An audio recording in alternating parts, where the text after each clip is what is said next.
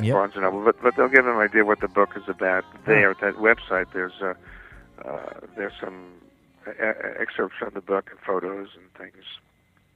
So you got a couple more questions for you. We've got a couple of more questions for you here, Charles. I mean, I've got a whole list of them, really. I mean, I had so much to ask you, but you're sitting down. Let me bring up a scenario right here, Charles. You're sitting down getting ready to construct a song, okay? What is the Charles Fox process, or the style, in other words? Well, there definitely is a process. First of all, as I said, I usually write for either some project, for a book, a concept, a movie, a television show, or for a singer.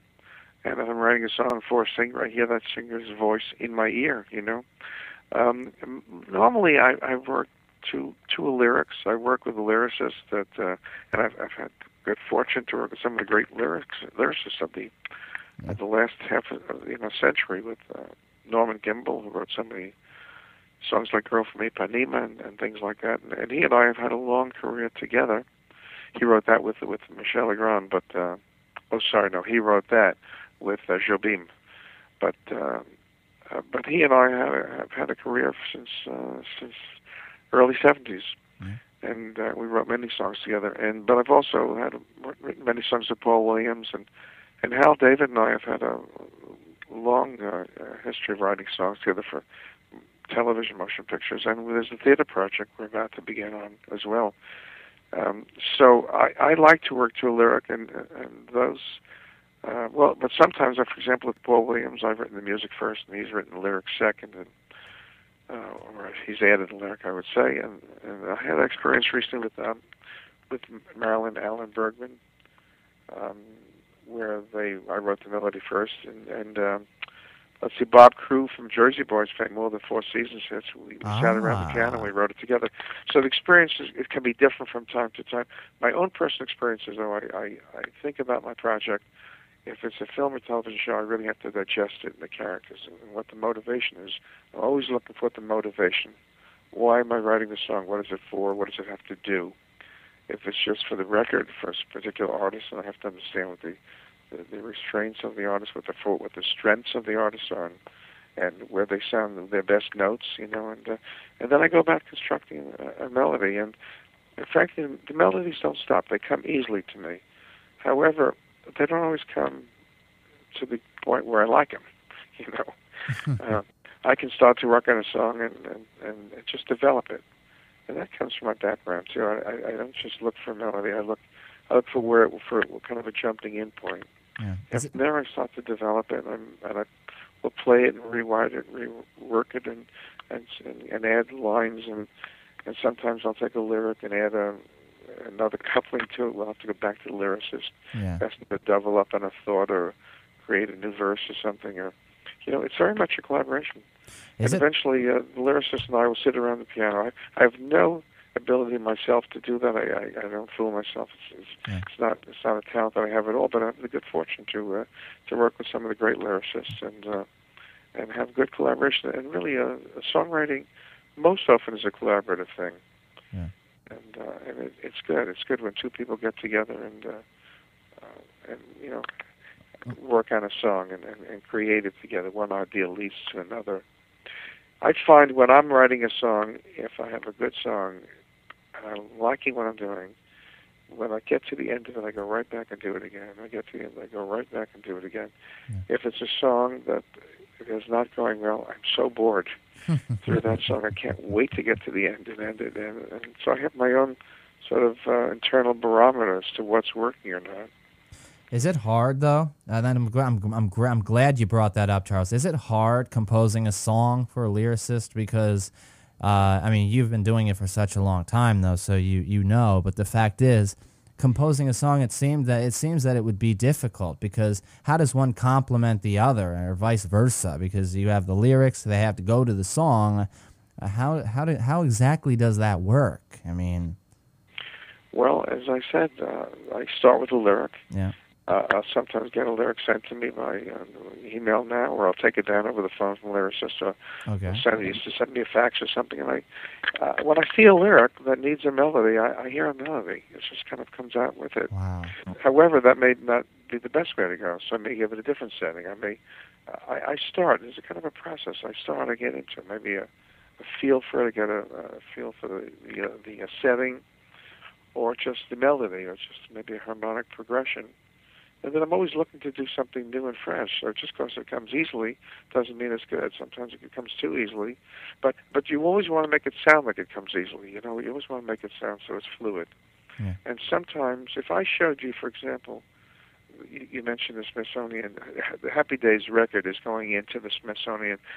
There's a new American Music Wing, and the Smithsonian asked if I had something of singular interest to put in the museum. And I had this record that, with the beginning of Happy Days, when you see the 45 record drop down on the turntable, if you slowed your DVR down, you'd see that it says Happy Days, music by Charles Fox, lyric by Norman Gimbel. Yeah.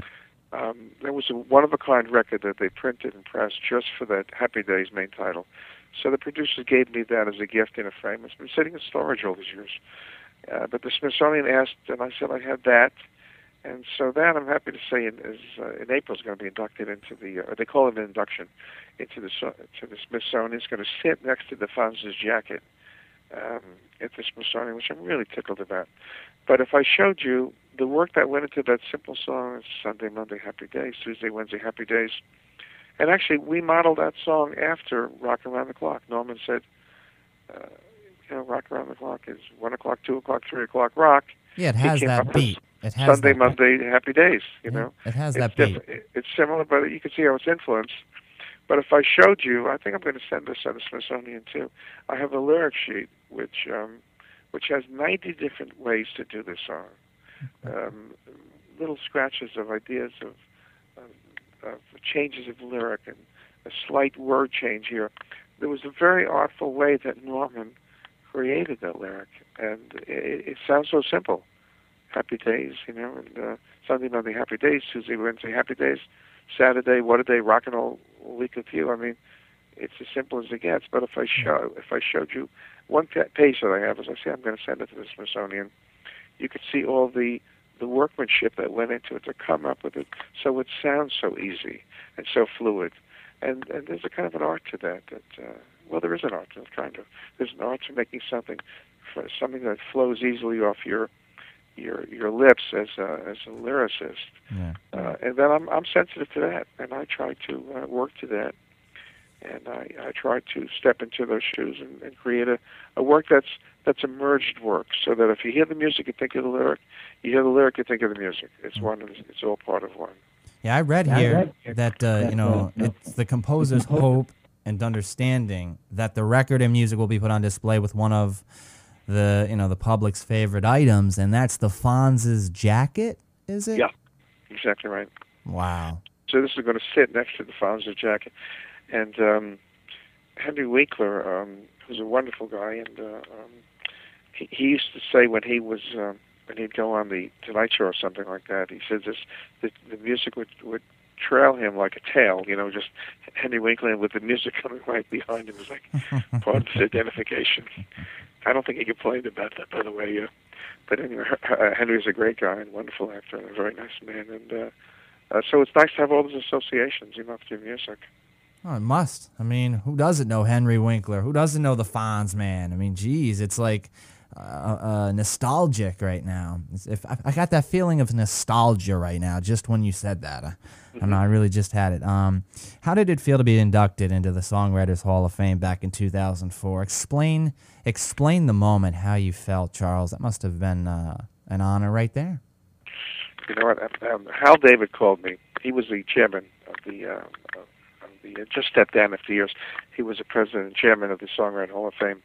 And I knew that I had been nominated, but there was some illustrious names, and I just never gave it any thought, frankly.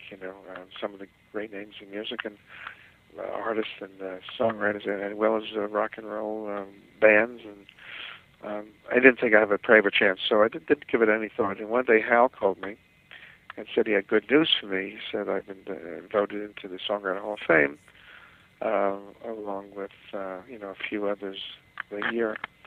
And he said, but do me a favor, don't tell anyone. We want to make an announcement. and we're going to let it out to the press in about a month or so. We just want to give you a heads up, but please don't tell anyone. He said, of course you can tell your wife, but well, anyway, I got off the phone. I told my wife. I was pretty joyous about it, and then I was all excited. I wanted to tell someone, but he asked me not to tell anyone.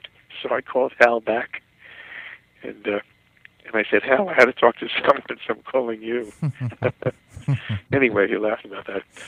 The induction ceremony was unbelievable. It was just unbelievable. Every star of the music world was there.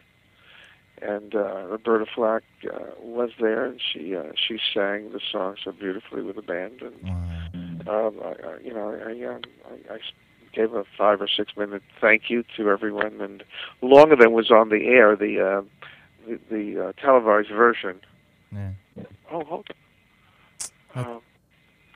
I think I need to go. I see some firemen in my backyard walking, but they're not. All right. Well, Charles, I'm very sorry to bring this to an end. I see firemen walking in my backyard. Oh, no, it's totally fine. We have an hour here. It really was a pleasure. Thank you so much, Charles, for joining me and my audience. My pleasure. And forgive me for rushing this to the end, but I need to find out what's going on back here. Oh, absolutely. Go do what you have to do. Mr. Charles Fox, everyone, 2-time Emmy and Grammy Award-winning composer. Thank you, Charles. Have a great day. Thank you. Nice to talk to you. All the best, JJ. You too. All right, folks. That was Charles Fox, right here on A Session with JJ, episode number 82 of the program. A real pleasure. Just a down-to-earth guy, smart guy, and a true legend. And you could purchase his memoir, Killing Me Softly, My Life in Music, directly from the website killingmesoftly.com. We're going to be back for the last segment on this 82nd episode of the program, so you're not going to want to go anywhere. I'm back right after the break, and I'm going to give you a little Roberta Flack to end this segment. Strumming my pain with his fingers, singing my life with his words, killing me softly with his song.